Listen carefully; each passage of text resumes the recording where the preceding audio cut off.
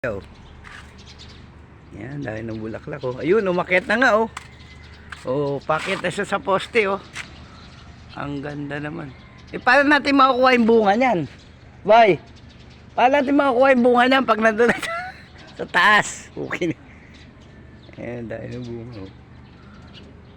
Ayun, umakyat na oh. Talagang gumagapang eh, no? Talagang umpisa oh. Dito ang kapal nung ano yun. Ayun oh, ang dami na oh. Oh, di ba? Ayan, palaya yan oh. Paket na oh. Yan.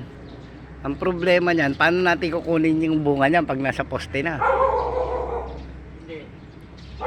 Susungkitin. Daming bulaklak oh. Yung bulaklak na yan, bunga yan, di ba? Yung mga bulaklak yan ang bunga, di ba? Tama ba? Yung mga bulaklak niyan, yan yung bunga niyan. Bulaklak. Magiging Yan ang ampalaya. bulaklak. Yan ang magiging ampalaya. Yan ang mangin bulaklak. Yan, hindi nga, yan ang magiging bunga niyan. Galing ah. Kung ano yan ah. Dami na nga sa ilalim eh. Oh. Ito, yan oh. O nagtatago ah. Hinahanting na nga ni ano, tinitingnan na nga ni Ricky Boy. Si Ari, sa may-ari. Hirap, ang galing, ang kapal ng ibabaw. Oh. Talagang pagapang sila. Yan, tanim ni Boy. Kaya na nga umakit na, oh, ang galing. Oh. Paano siya nakasabit-sabit sa mga kable mo?